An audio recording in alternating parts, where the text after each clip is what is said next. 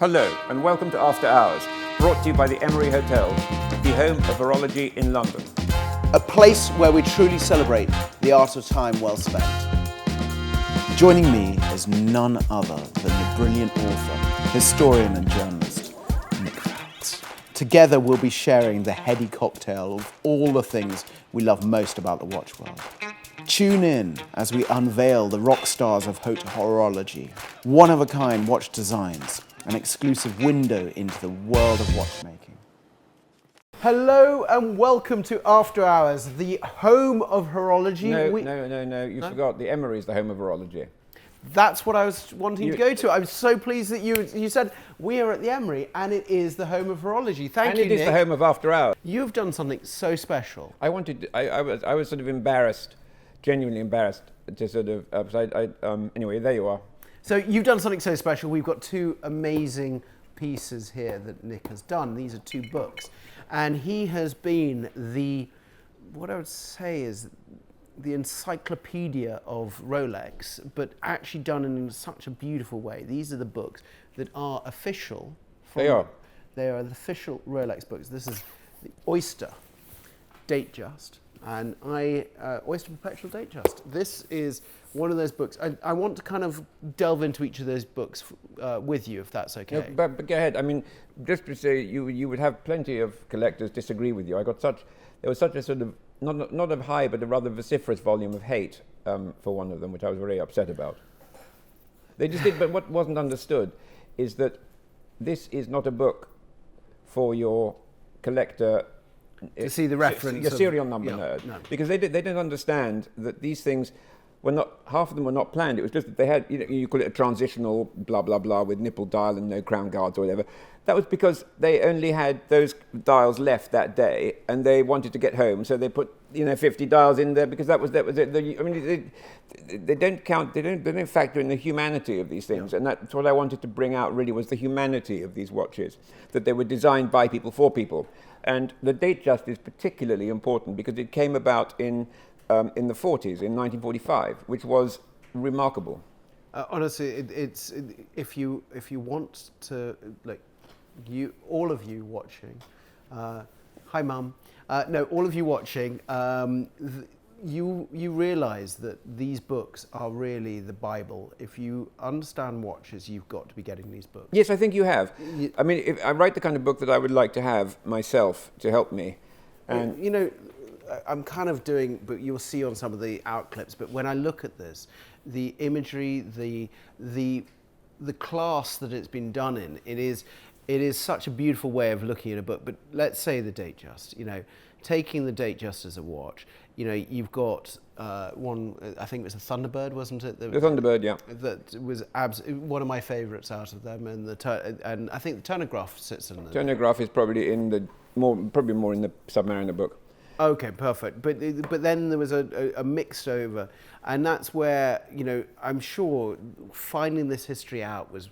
It's fascinating because I get things that I didn't know existed. Like I got the menu for the special dinner in 1945. No way. Yeah, where they celebrated the Jubilee. And I mean, things like the Jubilee bracelet was launched then, and that's why it's. I mean, obviously, someone said to me, "Oh, that's why it's called Jubilee, is it?" And I said, "Yeah, I mean, it's not called Jubilee for nothing." What's really interesting about that watch is it's a sort of ultimate chameleon in that if you look at the models of the early years and you look at the current ones, you can still see the same watch, the same. I mean, the family resemblance is so strong. So it's been like Porsche. Like it is. I mean, the Datejust is like a Porsche and 911. It's sort of to the uninitiated man, it looks sort of one will look more or less like another. So it's one of those, because I always kind of remark on this on Porsches. Some people go, "Oh, I've got a brand new Porsche," and you're like going, "I can't." It looks like the one you had 6 years ago. Exactly. So this is the same with the Datejust. But the thing is that they've modernised it. But it is iteration modification. Yes. I mean, what's interesting is that, my theory is that the popularity lies in great part on the fact that as a child you grew up seeing Rolex advertising, and those watches, with minor changes are basically still available today, so you can fulfill the childhood dream. It's not like you grew up looking at Jaguar F to E type posters, and then suddenly you're only able to get one of those XJSs or something like that. No, and that's the great thing is it's and when I look at this, look, but this is officially You're selling it far harder than I am. I'm not. But God bless you for it. But one thing that's amazing me about this is officially done with Rolex. Yes, and I get access to the archives. Okay, admittedly, I'm supervised. Otherwise, I'd go completely mad. But I mean, the stuff I've seen. I mean, it's the best building. It's the best floor in Rolex. Oh, really? And there's an entire. I mean, they've realised now that they've got some real gems in there. I mean, God, the amount of. Oh, God. I mean, there's just so much good stuff in there that I wish I could tell you about. But I put some of it in there. But there is in here. I mean, you've got. What's so lovely about that watch is that it was the watch that all these world leaders wanted. So they gave one to Winston Churchill, and he was very, his coat of arms on the back. They gave one to Eisenhower, and they retrofitted it with a Cyclops window when that came out. And then, and General Guizot, the great Swiss military commander, received one of these watches. And he wore it, his trick was to take it off his wrist at the beginning of dinner, pop it in a glass of water, and then put it back on his wrist at the end of dinner. No way. Yes, and one of the guests was Montgomery, the famous British military commander. Yes. And he wrote to Rolex saying, I recently saw this watch being worn by General Guizot, and I was most interested about it. And basically he blagged himself a watch. No, oh my God. I mean, I love these. This is what I mean about the humanity rather than the kind of, the sort of minute, sort of myopic looking at serial numbers. I mean, as I say in the books, it's about what makes the watches, rather than a sort of philatelic approach to it. And the book humanizes Rolex. Yes, because Rolex has been a very monolithic. Yeah. It's like revered. Yes. Revered brand. Yes. And this kind of, when you go through these stories and this.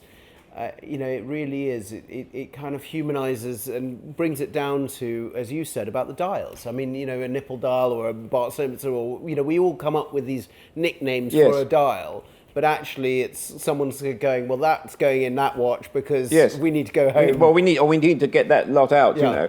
I mean, there's America's calling for this bracelet and Well, exactly, and I mean, also they had. It was a time before they were vertically integrated, so they would go out for.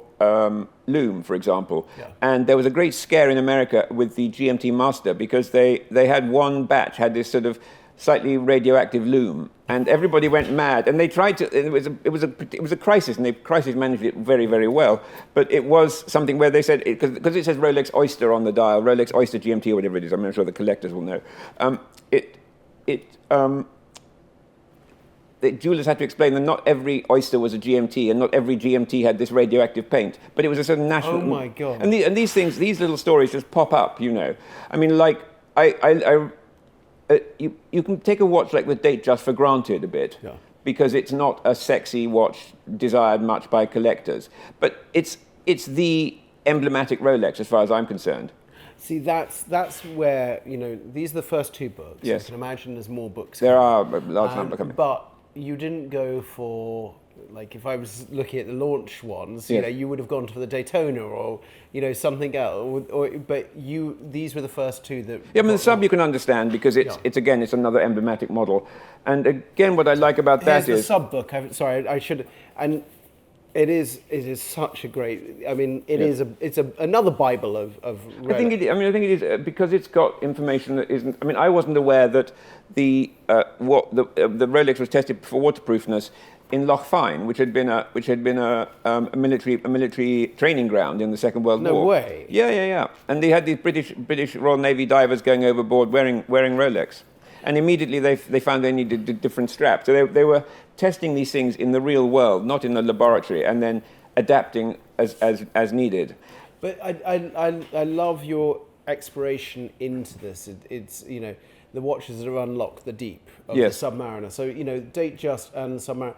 There's iconic people that have worn. Yes. This, for me, and maybe for quite a lot of people here, Submariner. I kind of call it Ian Fleming, James Bond. Yes. That is kind of like, the iconic Dr. No watch. But when you actually think about the iconic people that have worn Submariners, and you go through that kind of wonderful exploration into the archive of people, and you go, what, they wore it, or this person? I mean, Picasso wearing Picasso, I know, Picasso. it. And it was a GMT, I think he Yes, wore. it was. And, you go, wow, that was absolutely amazing. I know, and when they make gold ones, it's overcome its original, specific, professional purpose and become a kind of just a sort of a champion. Yeah. No, it really is a champion. So when I went into these books, and I've very luckily I've read these books. I could go from cover to cover, but You can recite whole chapters, I believe, George. no, I can't recite whole chapters. But what I can say is, when I look at them as a book, you really are going into this exploration of vintage adverts, vintage the history of a brand that has shaped for a long period of time our love for watches. Well, I think this is the romance of it. Really, it's not sterile. These watches were developed in the real world for the real world by real people. And for real needs. Yes, and I mean, but also when you see a movie like The Deep, for example, which is based on a Peter Benchley novel with Nick Nolte and Jacqueline Bisset and Robert Shaw, I think, they wear Rolex Submariners because they're going underwater. It lends verisimilitude. And it's a realistic side. Now, tell me. God, I'm just so amazed at how brilliant this is. Well, I'm pleased. If I say so myself. But also tell me about, because there is this other thing in there that you've got double sign watches. Yeah. You've got, so there was for you to go into the archive and see some of these things that have come out of the archive must have been amazing to see. Well, I mean, there are things that for example, auction house notes, for example, or collectors posts on the Instagram. It's frustrating for Rolex, I think, because they know them to be so far out of what the truth was, but they've never really before actually said no. No, it's not. They're very dignified about it. It's not their place to intervene in the secondary market or the collector market at all. It's just to put their story, to give them control of their story is important. And I mean, I think that there's so much valuable information in the archives. And I mean, I'm doing I see it like a Raymond Fleuve, that you have a set of interlinked but different books. Yeah. So if you read them all, you get the full story. I mean, I'm not saying it's like Zola, but it's got the same idea that you have 20 novels that will tell you about the France of Napoleon III or something like that. So it's like that. I want to really build up a picture of Rolex taken from all the angles of the different watches and what was developed to... And why that watch happened. Yes, why it happened, what happened to it, how it was improved, why people love it. I mean, that Datejust is a fabulous watch because, I mean, one of the watches I bought recently was one with a Prussian blue dial, and it was the simplest of Rolexes, and yet it gave me such great pleasure, Well, there's some beautiful stone dials that are in there, and that progression into other materials of dials, going from a very simple dial to... Weirdly enough, even though it's by far the most popular Rolex still, it is also the most individual in terms of the dial variations, metal variations. I mean, it's very, very interesting it's a very interesting playground to sort of enjoy. And one of my questions for you is this observation of history, because, did you find, or did you see when you were going through the archive, this progression of bimetal to steel to on the Datejust or even on the Submariner? Did you see certain times in the year, in periods of the 80s, 70s, whatever, certain materials or certain dial combinations? Yes, I mean they kind of suit themselves to the times. Yeah. So I mean, and also they come up with names like roller saw for the bicolor and stuff like that. I mean, for example, it was the great watch of the yuppie. It was what you had with a Mont Blanc pen. Let me see if I got a Mont Blanc pen. So you had a Mont Blanc pen, and you had a Datejust, and you were king of the world. I mean, you were the sort of master. Things are a bit more complicated now, but that was what was called a design classic. That was a design classic, and it would probably go in a trendy exhibition in a design museum when Stephen Bailey was doing it.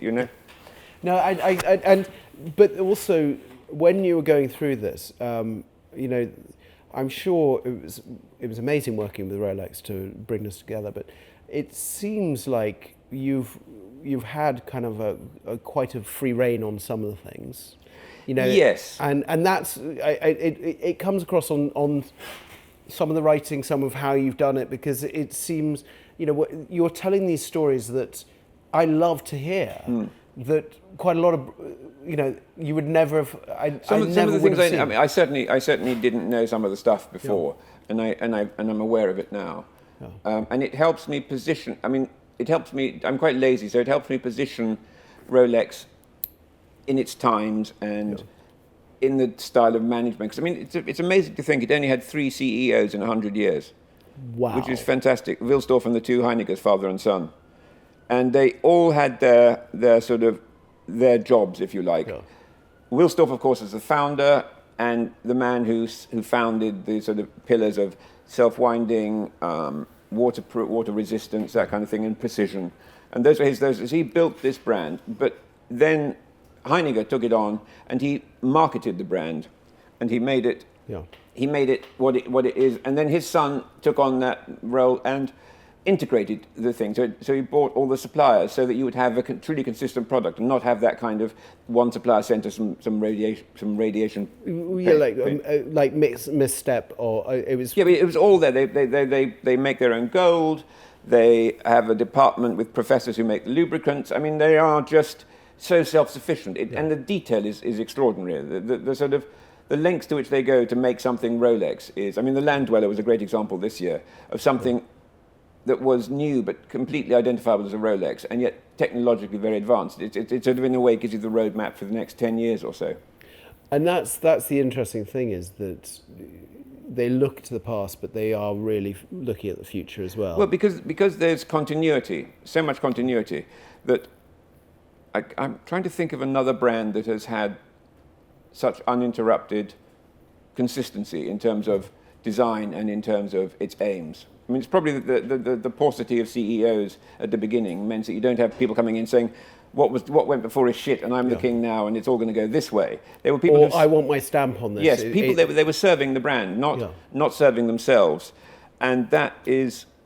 I mean, I think that's what Jean-Fred Dufour is doing. I mean, he's modernising the brand, but he's doing it in service of the brand rather than in service of himself. I mean, he's not a CEO that you will see often interviewed or anything like that. No, you don't. He's very, he knows that Rolex is the king. Yeah. And he is one of the king's courtiers, if you like.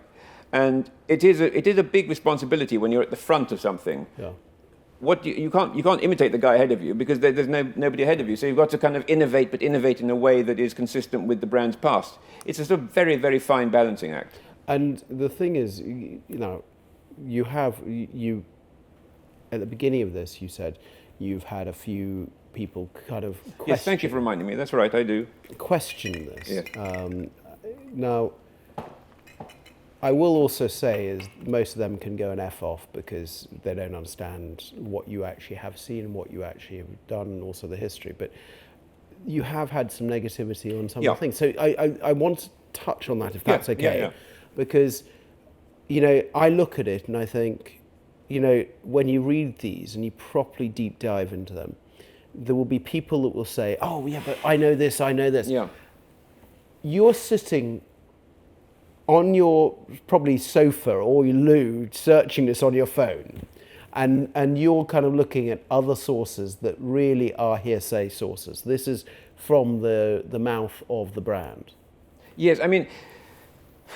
Or am I wrong? No, you're not wrong. I mean, I think, as I say, there's a health warning in there where I say... obviously wasn't prominent enough for some people, so I put it at the front of the books now.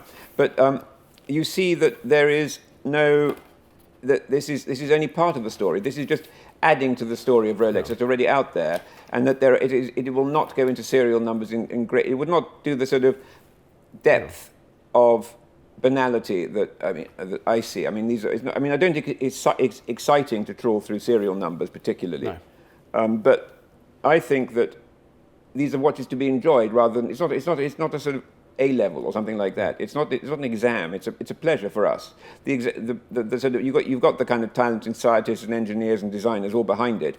They make it for our use and our enjoyment. And their philosophy is, when repairing something, is to bring it back to the state that they would like it to leave the factory, rather than restore it with the original air, as some collectors would have, with the original oil, or the sort of, I love it. I'm just reading the health warning as well, and it's. What did they say? I forget. Even the devoted collectors who are understanding the serial numbers, crowns, diameter, case dimensions, minute cosmetic differences on the dials.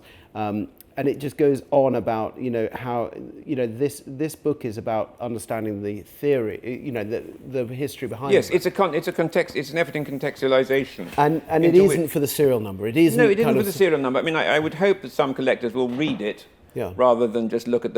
I mean, it has got figures that Rolex haven't released before. So I mean, there is information for that kind of appreciation of Rolex as well. But I would hope they would read this as well. And I mean, also I do it with respect for Rolex and respect for Rolex wearers, the collectors, the casual wearers, whatever they are. So it's something that I hope helps people understand Rolex better. Yeah. I enjoy telling the stories because you come across such great characters in it. Who are, I mean, there's when they have the bathysphere that goes down to the bottom of the Challenger Deep. It's fantastic, that someone's going to go, hey, I want to put a watch that could go. Yes, and Picard who went was 6'7" or something, and couldn't had to crouch in the thing. He couldn't stand up straight. And his father was like the model for the original Professor Calculus, and he went into space or near space in some balloon with the bathysphere in a balloon. No way. And he went very, very near outer space, and he did so wearing a tweed jacket and a sort of tweed hat. And they decided then, why not have a bathysphere that goes underwater, which was called inner space, and that was at the time of the Cold War going to be one of the new battlefields for minerals and all this kind of thing. So that's why you got the American Navy taking an interest and buying the bathysphere and finessing it so it could go to these depths. So in a way, it was like the space race: who could get to the bottom of the ocean first? Except the Russians weren't playing that race, but the Americans got down there and claimed inner space for themselves. Wow. And they had a parade through Washington with this ugly bathysphere being hauled through the streets like some sort of ancient Roman triumph. Oh, wow. And I can't remember the serial number of that watch, I'm afraid, right now. But what a story. I'll find it. In that. Now, just going from book one to book two. Yeah. What have you... And I always wonder this, because you're now doing a series, but what have you learnt from that to that has changed? Because, is there any... How you've kind of put it together... there is subtle differences. Yes, I mean, there will be differences because they're different watches. Yeah. And also, I'm illuminating different aspects of the brand. I mean, for example, when I wrote, for example, the Oyster Perpetual, that focuses much more on the early years because that was when it came into being. Yeah. With the Explorer, which I think is one of the most interesting ones. I mean, and they're all interesting, but I mean, this has extraordinary stuff in it, and I was able to find the memo where you see the birth of the Explorer 2 and things like that. Wow! I mean, which was buried in. I mean, I get sent. I sort of go through it and I say, could you send me this digitized and send me these papers? And I get sort of something like sort of one of those huge documents to download off the internet and read 500 pages of sort of boring internal memos. So it's almost like one of those legal dramas where there's like all of these folders and files coming to your house. And then you finally found something that is bingo, and you're really happy to have done that. Well, that's amazing, because it is. You basically gone like that and swum through to find the right things. Yeah, and I mean, there's obviously more to come on everything, but this is a distillation of that. I mean, the archives themselves will yield further treasures. I mean, if you think about, for example, the ascent of Everest, this is taken. I mean, there's the people who think Rolex got there first at the top, and then people who being clever clogs, say that it was Smith's because Smith blah, blah, blah, blah. Smith only came into Everest at the last point because that was what they wanted to make it a British thing. Everything had to be British, and they failed to understand that Rolex had actually been formed in London in 1905, and it had accompanied every British attempt on Everest from the 1920s when they overflew it. And yet, that's what I mean about context, is you can't see these things in isolation. You've got to see that Rolex was involved with every attempt on Everest, all the failed ones, all the failed British ones anyway. And so that's a drop the mic moment of kind of like actually saying, look, if you know, you know. Yeah, but that's where it came from. So, yes, technically, maybe he wore the Smiths to the top and left the Rolex a little below. But Rolex had been experts on that climb since men had been climbing Everest. Wow.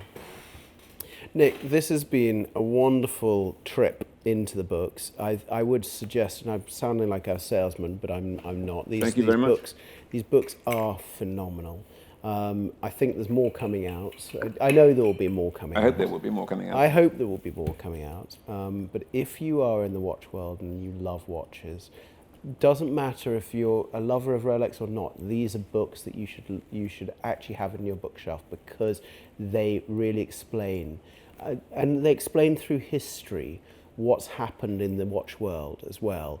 You know, that's for me one of those things, is when you think about the 80s or the 70s or the gold or what, you understand it through these books. And Thank that you. for me is something that's very I kind of you love. to say. Thank you. I really appreciate that.